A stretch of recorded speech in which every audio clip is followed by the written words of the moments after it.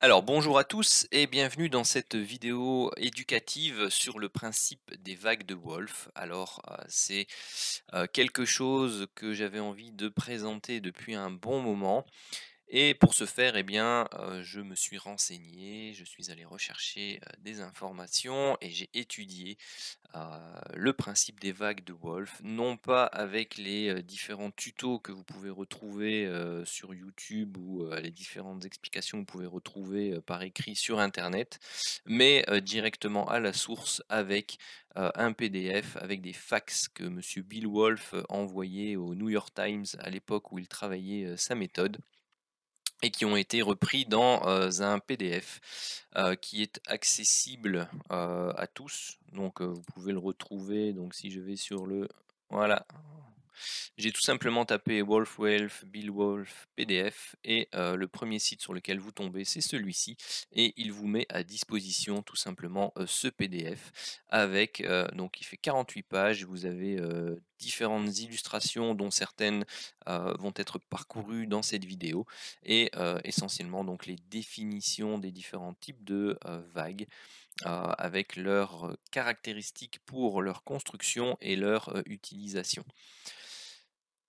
Donc voilà, moi je préférais me baser sur, tout simplement l'auteur de la méthode plutôt que d'aller rechercher différents tutos, de personnes que je ne connais pas forcément, et dont je ne sais pas s'ils ont eu accès à, cette source ou cette information, 1, c'est-à-dire monsieur, Bill Wolf. Donc ici, vous savez, je vous ai indiqué, très clairement sur quoi je me suis basé pour faire cette vidéo.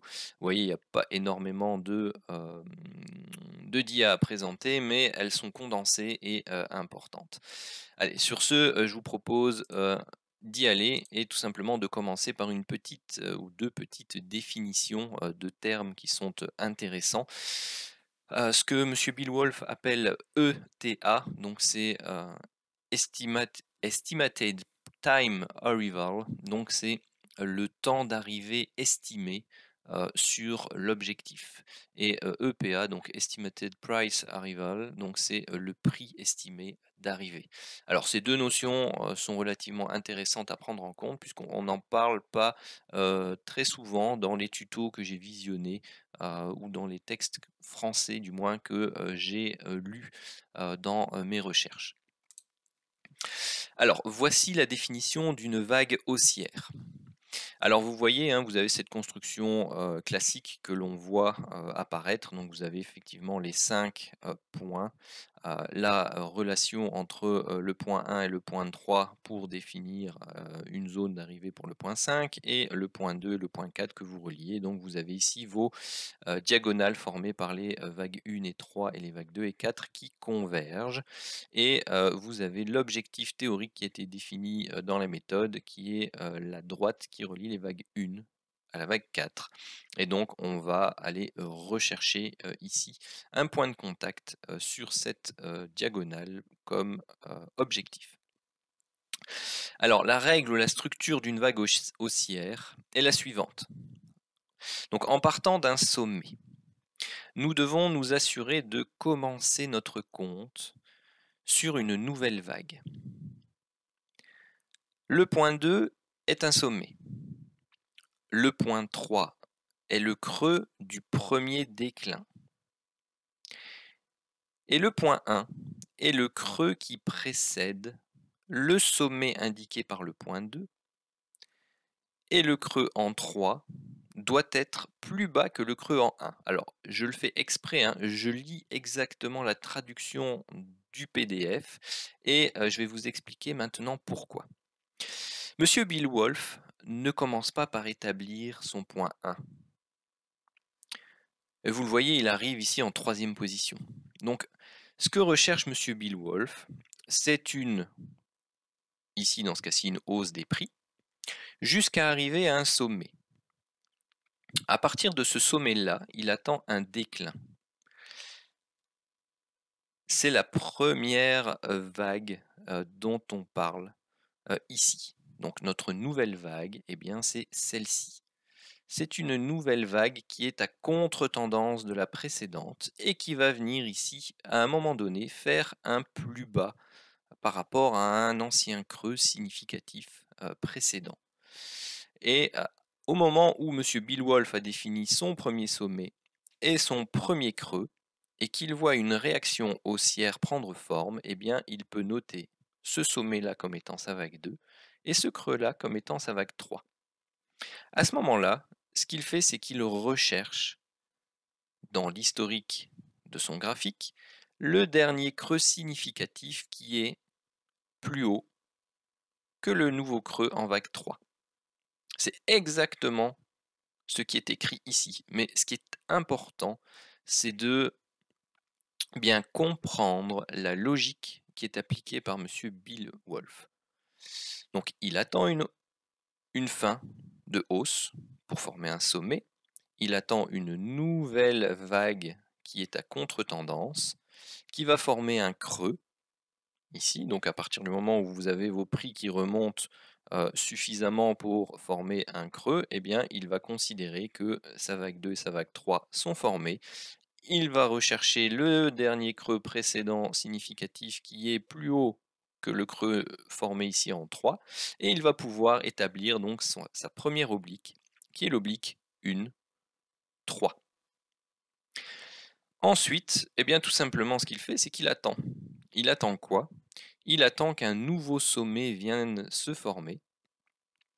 Ce nouveau sommet, qui sera noté 4, doit être plus bas que le sommet en vague 2. Pour que votre diagonale, formée par le point 2 et le point 4, puisse converger vers l'oblique formée par le point 1 et le point 3, comme ici sur le graphique. Vous avez ce qu'on appelle ici l'apex de la ligne 1,3 et de la ligne 2,4, donc c'est l'endroit où celles-ci se rencontrent. Eh bien, c'est l'ETA, donc c'est le timing estimé idéal pour une prise de profit. Et généralement ou régulièrement, Monsieur Wolf a constaté que eh bien, ça correspondait avec une touchette ici de la ligne qui relie le point 1 au point 4, ce qu'il a appelé le prix estimé d'arrivée.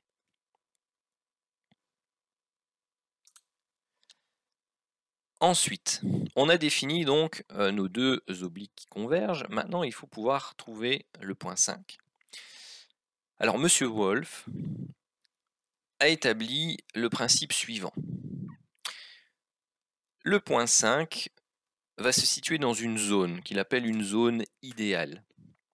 Alors, cette zone idéale, eh bien, elle se situe en dessous du point 3 et à proximité de l'oblique de la ligne formée en reliant les creux 1 et 3, mais il définit une zone un peu plus large qui correspond en fait à la parallèle formée par l'oblique 2 et 4 appliquée au point 3, voire parfois, il le dit lui-même, au point 1, mais ce n'est pas l'idéal. Donc vous commencez à comprendre ici que, et on verra dans les exemples plus tard, que le principe des vagues de Wolf est essentiellement, et vous allez le voir dans les exemples, c'est comme ça que M. Bill Wolf le travaille, est essentiellement une structure correctrice dans une tendance primaire haussière. Et ce qu'il essaye de prendre comme position, eh bien, c'est un achat dans sa zone optimale, avec un stop relativement court, pour aller rechercher une reprise de la tendance précédente et avoir un objectif défini graphiquement qui est la ligne 1,4.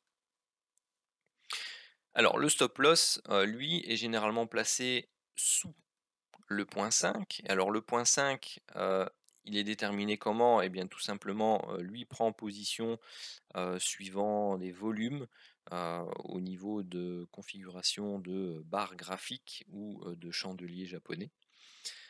Donc il travaille avec les volumes, donc s'il voit une augmentation de volume à un moment donné sur cette zone-là, eh bien, il va tout simplement entrer en position, mettre un stop légèrement en dessous et avoir un risk reward qui très généralement dépasse les 3, varie entre 3 et 6, parfois bien plus. Mais c'est un minimum pour une structure des vagues de Wolf, qu'elles soient haussières ou baissières. Alors vous avez exactement la même chose ici, mais ça, je vous laisse mettre la vidéo sur pause, lire un peu, donc c'est exactement le même principe, mais inversé, donc je ne vais pas tout redétailler.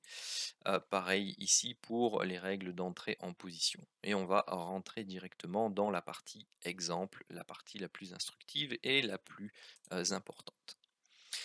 Alors voici un des fax qui a été envoyé par monsieur Bill Wolf au New York Times. Donc c'est à l'époque le S&P 500. Et qu'est-ce qu'il reprend? Eh bien, vous voyez, ça correspond pas, hein, cette image, à ce qu'on a l'habitude de voir parce que, allez, je vais vous le mettre, tout de suite parce que je vais m'en servir de ce graphique comme exemple, après. Mais, on a souvent l'habitude de voir ce genre de choses pour, les vagues de Wolf et tout simplement avoir ici notre point 1, notre point 2, notre point 3, notre point 4, notre point 5 et qu'est-ce que l'on voit? Eh bien, on voit relier ici notre point au point 4. On nous dit de prendre position ici, d'aller rechercher ceci. J'espère qu'avec ce que je viens déjà de vous indiquer dans la partie constructive de la structure, vous remarquez une chose, c'est que on ne répond pas à la définition de construction à, ici de la vague de Wolf à proprement parler, comme utilisé par monsieur Bill Wolf. Tout simplement pourquoi? Parce que nous sommes ici à contre-tendance principale. Donc la théorie est applicable, euh, mais il faut savoir qu'on est à contre-tendance et que c'est pas la façon dont monsieur Bill Wolf l'utilisait. C'est pas pour ça que, eh bien, elle ne va pas fonctionner. Remarquez qu'ici c'est une structure en biseau descendant et donc que ce soit avec l'étude des vagues d'Elliott, où on va parler de diagonale d'initialisation de terminaison en fonction où elle se situe dans le décompte précédent, ou que ce soit en chartisme, on va appeler ça un biseau descendant, eh bien ces structures de prix ont une forte probabilité de casser par le haut et d'aller rechercher comme objectif le point 4 ou le point 2 représenté ici. Donc dans ce cas-ci, eh bien oui, la théorie, ou du moins l'application de l'objectif de la vague de Wolf va pouvoir être atteint, mais strictement parlant, c'est pas ces vagues-là que monsieur Bill Wolf travaillait et dont les statistiques ont été étudiées avec un taux de réussite relativement important. Donc voilà, c'était juste une petite parenthèse parce que c'est souvent ce type de vague de Wolf que l'on voit apparaître sur les réseaux sociaux. Et donc moi j'ai tendance à ne pas considérer ceci comme une véritable vague de Wolf, mais comme un développement a posteriori de sa méthode pour travailler donc un retournement de tendance. Alors que principalement, vous le voyez, lui, il va, enfin vous allez le voir, il va essayer de prendre position dans le sens de la tendance primaire principale, sa vague de Wolf étant une structure corrective à cette tendance principale. Donc vous voyez ici, tout simplement, on a eu une hausse. Donc on ne voit pas le reste du graphique, hein, mais on a eu une hausse. Donc on a fait un sommet. Et puis on a fait un plus bas significatif par rapport à tous ces derniers plus bas là. Vous voyez, on a eu une belle structure ici en double bottom, et puis on est remonté. Donc on a validé ici un creux. Donc voilà, on applique le sommet vague 2, le nouveau creux vague 3, et on cherche le dernier creux significatif, eh bien, c'était celui-ci. Donc on va essayer aussi de ne pas avoir quelque chose de trop pentu, hein, parce que je vous rappelle, ça doit être une structure correctrice. Et généralement, les structures correctrices sont plutôt avec une pente assez faible par rapport à la structure précédente. Donc il détermine son point 1 ici, donc voilà, il trace sa première oblique 1, 3 et sa deuxième oblique 2, 4. Et vous voyez que ici, il a attendu une structure, donc c'est quasi même un double bottom ici décalé, avec de nouveau ici une double structure en creux en pince, si vous voulez, et sur pile poil ici sur l'oblique formé par la vague 1 et la vague 3, avec des volumes relativement importants par rapport à ce qu'il y avait ici précédemment. Donc bah, lui, sa position, bah, il l'a prise sans doute quelque part ici, ou alors à la touchette ici, ça dépend. Ça, j'ai pas vraiment d'informations sur la façon exacte dont il procédait, mais personnellement, j'aurais plutôt tendance à attendre une validation. Je suis pas très trading à la touchette. Après, donc voilà, vous avez une zone, mais qui pour moi est quand même relativement large, puisque vous avez le creux qui se trouve ici, de la vague 3, donc il dit que ça doit se situer, la vague 5 doit se situer en dessous du point 3, et doit se trouver entre ce creux et éventuellement la parallèle 2, 4 appliquée à la 3. Donc vous voyez que même en prenant position ici sur cette touchette, on peut redescendre encore quand même pas mal, hein. Donc il faut faire attention à ça. Personnellement, moi je préfère attendre au moins un chandelier, par exemple une structure en chandelier japonais, un setup de divergence, heu, voilà ce genre de choses. Donc personnellement, je pense qu'il aurait pris position, c'est que mon avis, ou moi j'aurais pris position ici, j'aurais mis un stop là en dessous, et voilà, j'aurais attendu de pouvoir rechercher l'objectif, et comme vous le voyez ici, c'est 558, un stop de bon, bah, plus ou moins 2, 2,5, on va rechercher 63, donc ça fait 5, donc on est entre 2 et 3 comme risk reward. Et donc vous voyez, il trace ensuite sa ligne d'objectif, et ici c'était pour montrer qu'effectivement elle était vraiment parfaite. Pourquoi? Parce que le TA qui était ici donnait exactement le PA. Donc le temps était concordant avec le prix au niveau de l'objectif. Ici, on a une vue un peu plus large. Donc vous voyez, c'est ce que je vous expliquais tout à l'heure. Vous avez ici une structure haussière qui forme ici un sommet. Et puis vous avez ici votre grosse structure suivante. Donc lui, ce qu'il a fait ici, c'est qu'il a pris une vague de Wolf intermédiaire. Intermédiaire, pourquoi? Parce que dans ce cas-ci, eh bien, on aurait eu tendance à prendre ce point-là comme une 2, ce point-là comme une 3, et aller rechercher ce creux-là pour former votre oblique 1, 3, et attendre une 4 qui aurait été au final celle-ci, pour faire 2, 4. Bon, vous voyez que bon, elle n'aurait pas été fameuse. Ce qui ne vous empêche pas de travailler une vague de Wolf sur une unité de temps différente. Donc il explique dans son PDF que vous devez jongler entre les différentes unités de temps pour voir eh bien, quelle est la vague la plus intéressante. Alors ici, il a travaillé la belle impulsion baissière qui était ici.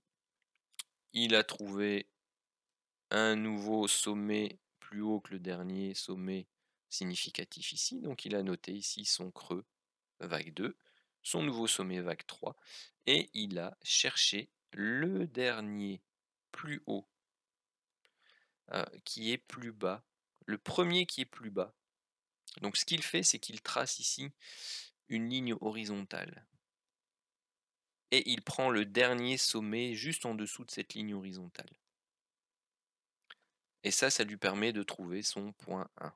Donc il a son point 1, son point 3, il trace sa diagonale, il attend ici bien entendu le creux formé et validé pour avoir la 4, et puis il relie son 2 à sa 4, et puis il a donc cette zone ici qui a réagi, et vous avez l'objectif qui a été atteint. Donc ça, c'est le principe suivant. Si vous avez l'habitude de travailler les structures de prix en ABC par exemple, ou les Elliott, ou que sais-je. Donc on a ici une structure impulsive haussière. Vous avez sa première correction qui est par exemple une vague A. Vous avez ici la vague B, et puis il cherche à prendre bien tout simplement la vague C en cours de route sur le sommet ici de cette structure correctrice haussière, tout simplement pour avoir une correction par rapport à l'unité de temps supérieure en A, B, C par exemple.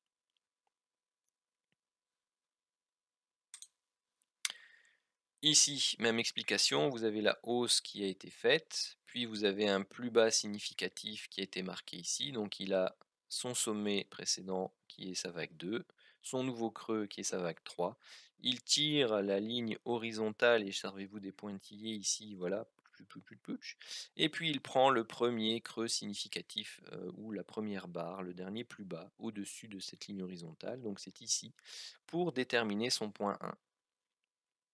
Donc il a maintenant son oblique 1, 3. Il attend ici son sommet de vague 4 qui est validé là, et donc il a maintenant son oblique 2, 4. Et ensuite il attend sa zone idéale. Et donc si vous tracez la parallèle ici 2, 4 par rapport au 3, je vais peut-être déjà vous le faire. Hop, afficher les onglets. Bah non, afficher un peu tout là. Voilà, moi c'est ça que je voulais. Voilà, si je vous le fais ici,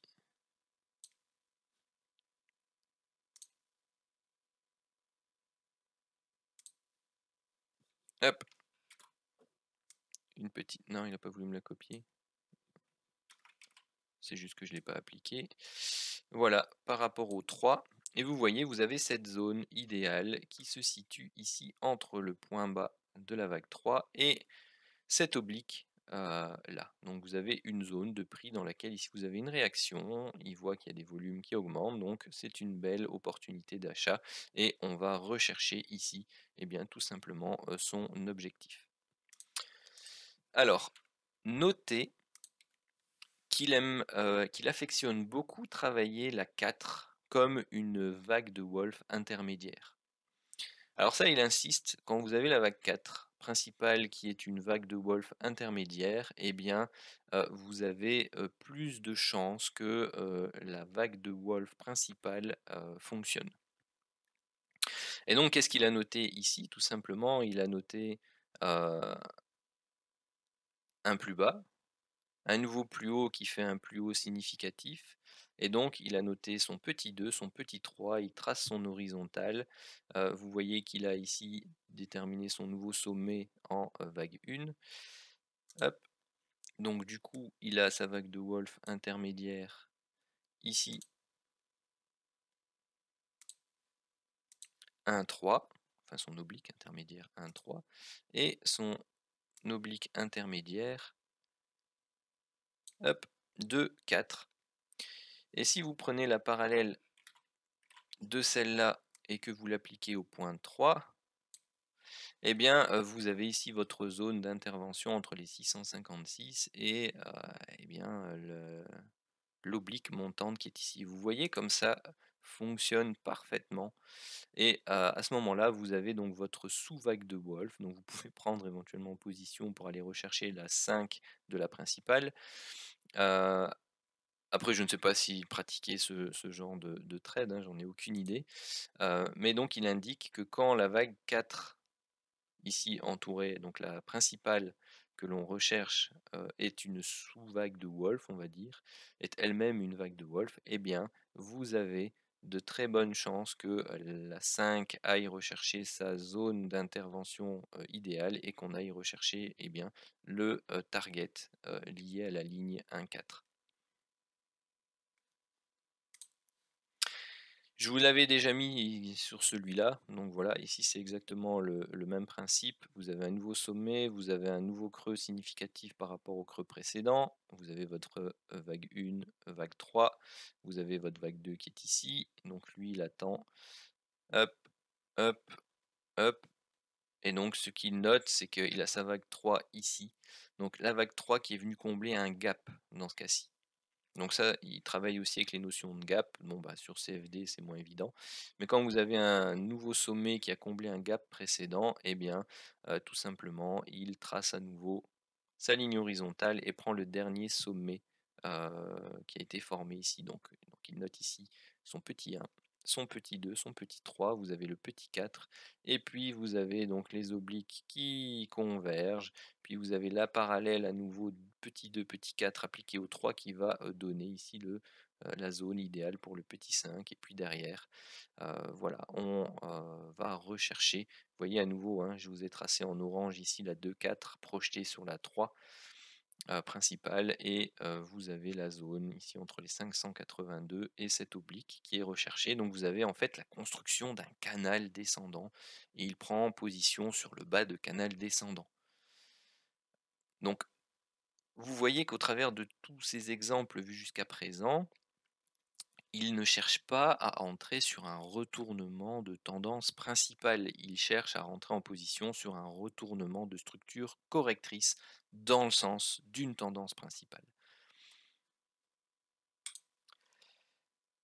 Alors ici, c'est un exemple où il parle donc d'un break de trendline. Donc vous avez ici une tendance primaire, vous avez le break qui est ici, et donc ce qu'il fait, c'est qu'il veut rechercher une vague de Wolff pour une fin de structure correctrice de cette tendance primaire. Alors à nouveau, il travaille ce schéma comme indiqué précédemment, donc il ne cherche pas à entrer en position pour un retournement de tendance.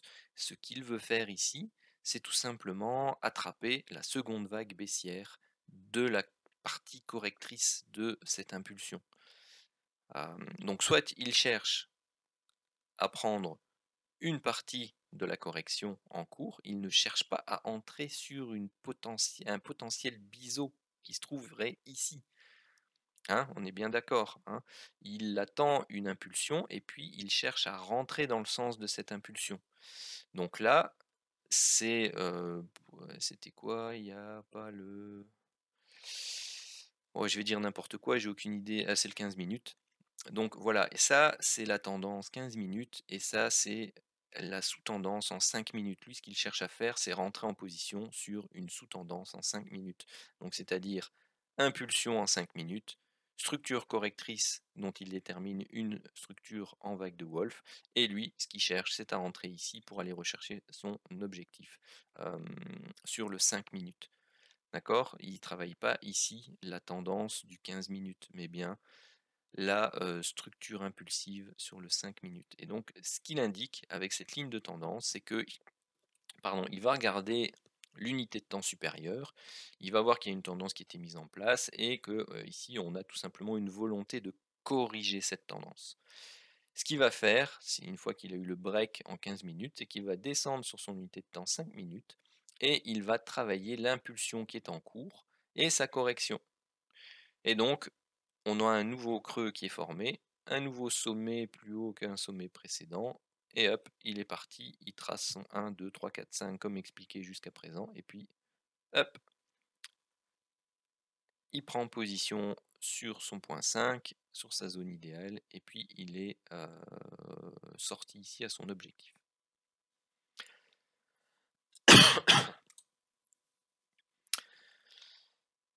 Alors là, eh bien, tout simplement, c'est un nouvel exemple pour la suite zone. À nouveau, vous voyez, hein, on vient d'en bas, on monte, on forme le sommet, un nouveau creux significatif, on remonte, il cherche par rapport à son horizontale le dernier point bas significatif, c'est celui-là. Il a ici son point haut. Alors s'il doit tracer sa sous-vague de Wolff ici, hein, vous avez ici son petit 2, son petit 3, son petit 1 serait placé ici. Et donc du coup il a sa sous-vague de Wolff pour la 4 qui est ici, 1, 3. Et vous avez la sous-vague 2, 4 qui se trouve là. Vous pouvez projeter ici par rapport au 3, vous voyez ça arrive pile poil dessus. Et derrière, bim, on va rechercher cette suite zone et puis derrière on va rechercher son objectif de la structure principale.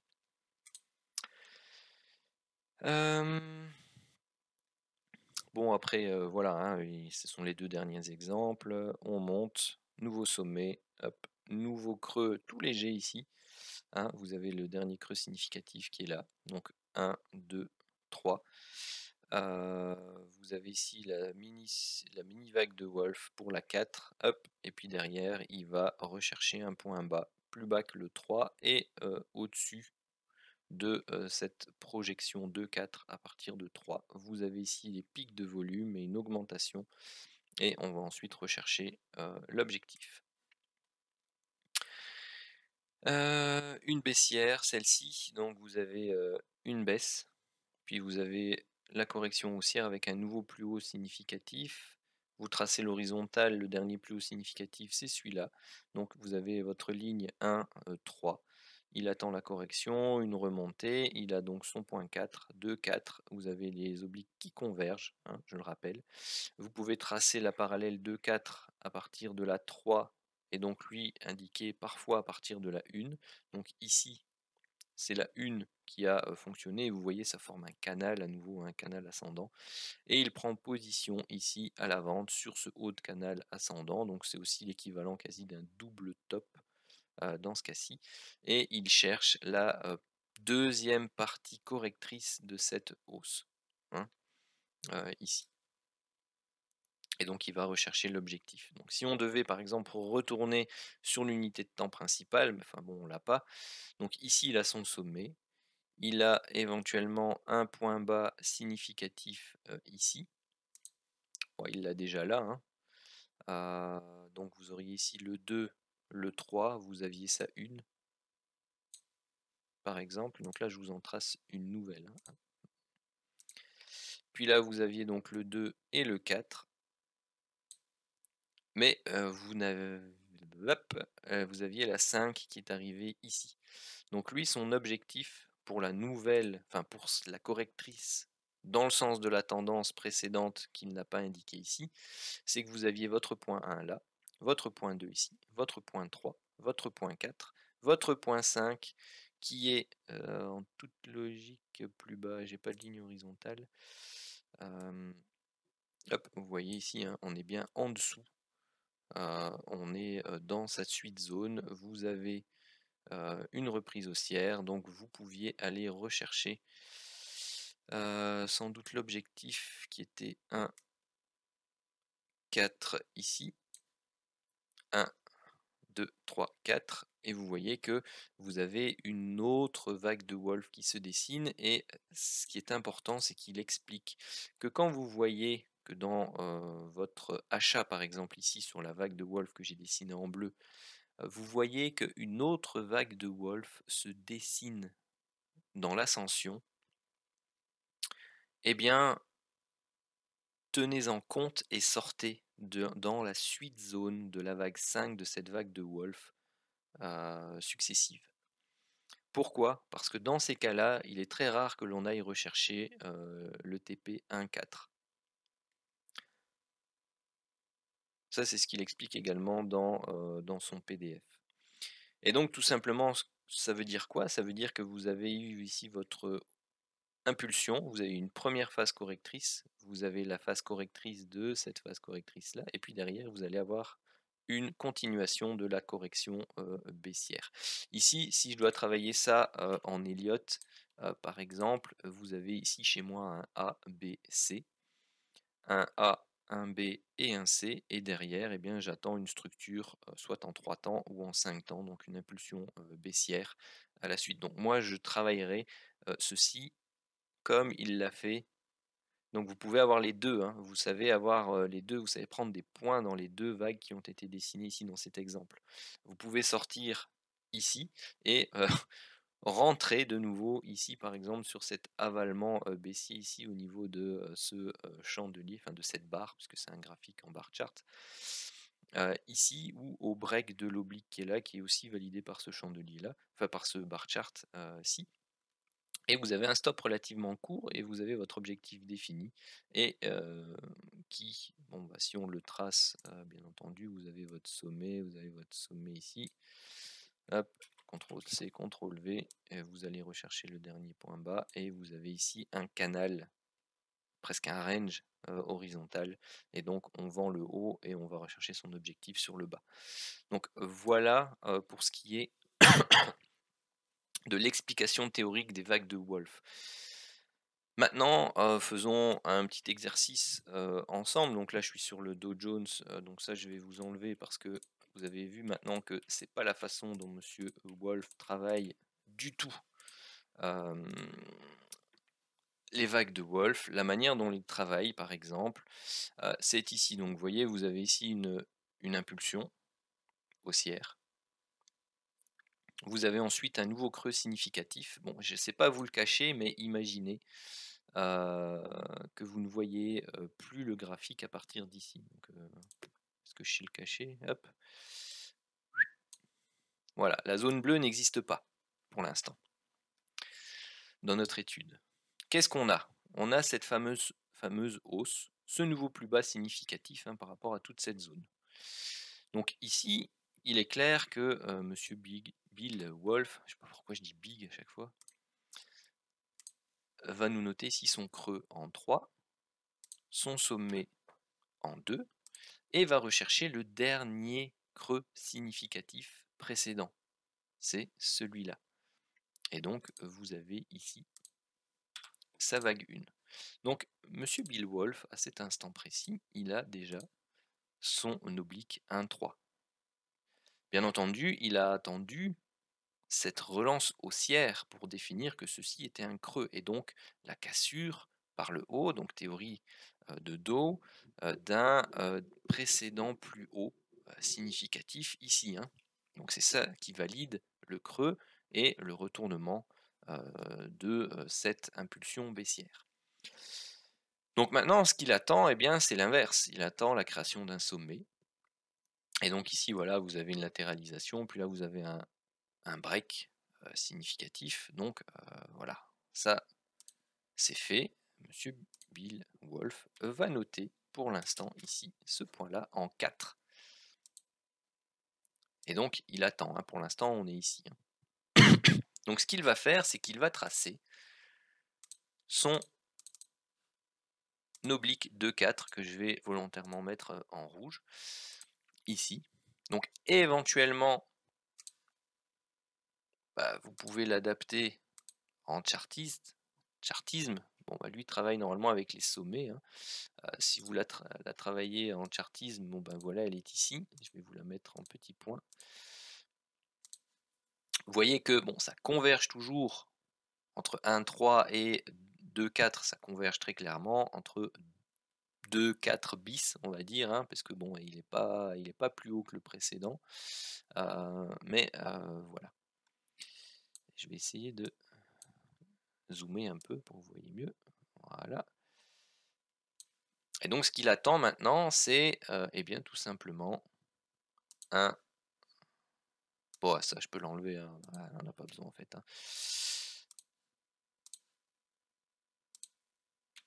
Voilà, donc il attend. Il trace son oblique, donc sa parallèle, donc vous avez le choix en fonction de la manière dont vous allez travailler, on n'est pas non plus... voilà. Et lui, donc, il va attendre tout simplement le point 3. Son oblique ici, il se trouve là, donc il va chercher, vous voyez ici le plus bas qui évolue, tout simplement une réaction dans cette zone-ci, dans ce rectangle-là. Idéalement, au niveau de l'oblique 1,3 ou de la parallèle 2,4 projetée sur 3. Donc là, ici, à proximité de l'oblique 1,3, qu'est-ce qu'on observe au niveau des chandeliers japonais? Un gros chandelier rouge, puis un gros haussier, et puis là, hop, on repart ici à la hausse, donc on fait un V bottom sur la zone. Vous avez en plus, si vous utilisez les setups de divergence, vous avez une divergence qui se marque ici, et vous avez potentiellement la validation suivant le break d'une oblique ou d'une moyenne mobile, ou bref, que sais-je. Donc ici le break du précédent plus haut, voilà, il se fait quelque part ici. Donc vous avez plusieurs possibilités pour entrer en position ici.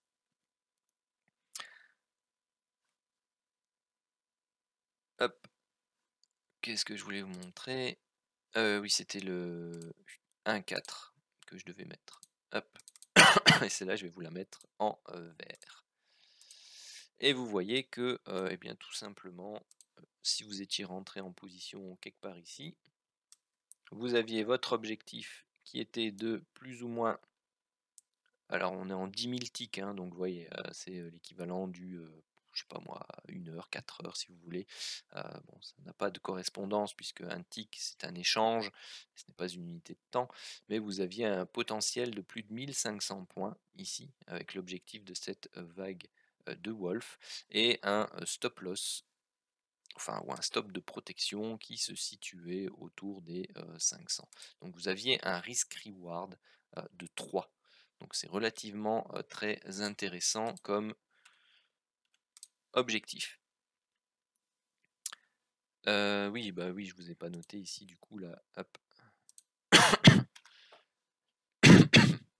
Pardon, la 5. Voilà comment travaillait monsieur Bill Wolf et comment on a observé ça dans ces différents graphiques, dans ces différents fax qu'il a postés au New York Times. Alors ici, voilà, les prix actuellement sont là, donc on a de nouveau une tendance principale qui était haussière. On a eu ici un plus bas significatif par rapport à celui-là, mais vous voyez que ça n'a rien donné, donc pas possible de construire une structure de vague de Wolf. Un plus bas significatif ici, donc on va faire le job. Hein. On trace l'horizontale, je vais vous la mettre. Hop, ici. Pourquoi? Parce que c'est à partir de ce point-là qu'on va devoir observer si on trouve quelque chose de convaincant. Donc ici on a une nouvelle hausse. Bon, on n'a pas cassé des plus hauts significatifs précédents. Donc personnellement, bah, voilà, je préfère attendre celui-ci, hein, parce qu'il a cassé un plus haut précédent, donc on valide effectivement un creux ici. Donc vous allez pouvoir noter dans ce cas-ci votre point 3, votre point 2 de sommet. C'est comme ça qu'on définit de toute façon une impulsion hein, ici. Donc voilà, ici vous n'avez jamais eu un break non plus de la moyenne mobile par exemple. Vous n'avez pas eu de cassure de plus haut significatif sur cette unité de temps là. La cassure elle a eu lieu ici. Et donc eh bien là vous avez la possibilité de tracer donc par rapport au dernier point bas qui se trouve avant 2 significatif. Donc le premier, donc on trace, pardon, que je fasse les choses dans l'ordre. Vous tracez ici votre horizontale et eh bien tout simplement monsieur Bill Wolf aurait pris ceci comme,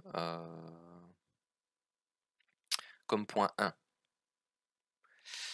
Il n'aurait pas forcément pris celui-là, parce que vous avez vu dans différents exemples, il prend le chandelier, le dernier creux, le dernier plus bas du chandelier qui précède, donc le plus significatif.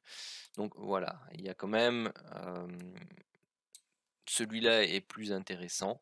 Vous voyez que bon, en plus il marche mieux au niveau du contact. Bon voilà. Après ça c'est un peu aussi à vous de voir. Personnellement j'aurais préféré prendre celui-là plutôt que le dernier creux. Je trouve ça un peu, enfin le dernier plus bas. Donc il le fait parfois. Voilà, ça reste sa méthode, hein. Après, vous pouvez l'adapter en fonction de votre ressenti aussi. Personnellement, j'aurais préféré mettre mon point 1 là. Pourquoi? Parce que c'est un creux plus significatif, à mon sens, que juste le dernier plus bas par rapport à l'horizontale. Oups. Bon, il se trouve que, voilà, on arrive en cours de route. Et on voit que le 1-3 ici a une meilleure opportunité là. Donc ici, il aurait donc formé son 4.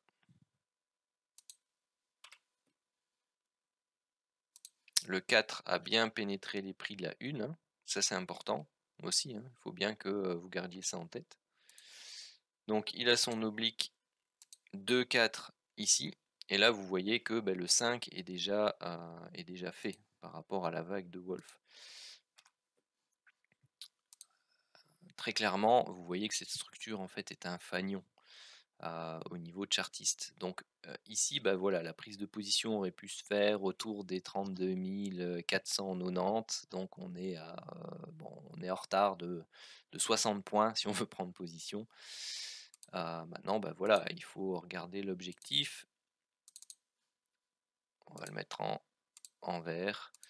Si on suit, tout simplement une progression, dite, normale, et bien donc on devrait plus ou moins arriver quelque part, pardon, je suis mal, positionné.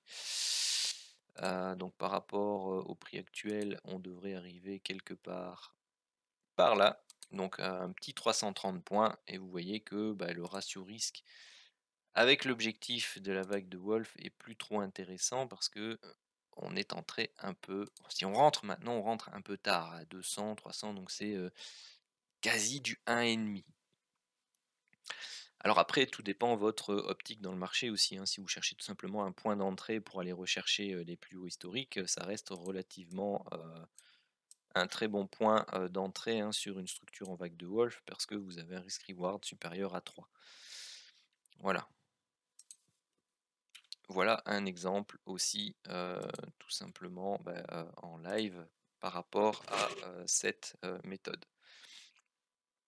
Si jamais vous avez des questions, surtout n'hésitez pas à les poser, que ce soit en commentaire, dans la, chaîne YouTube ou sur les canaux Telegram ou Discord qui sont mis, en description de la vidéo. Si vous avez aimé cette vidéo, si elle vous a appris des choses, eh bien, surtout n'hésitez pas à la liker, que ce soit sur Twitter, sur YouTube. N'hésitez pas à laisser des commentaires, à la partager au maximum, avec vos, amis, traders. Pourquoi? Tout simplement parce que ça permet d'améliorer le référencement de ma chaîne YouTube, sur laquelle, eh bien, je vous, dispatche des, vidéos éducatives comme celle-ci, des vidéos de débriefing de mes systèmes de trading, des vidéos d'analyse. Donc n'hésitez pas non plus à vous abonner à la chaîne et à activer la petite cloche pour être alerté lors des, prochaines, publications. Sur ce, je vous souhaite à tous une très bonne journée et je vous remercie pour votre écoute.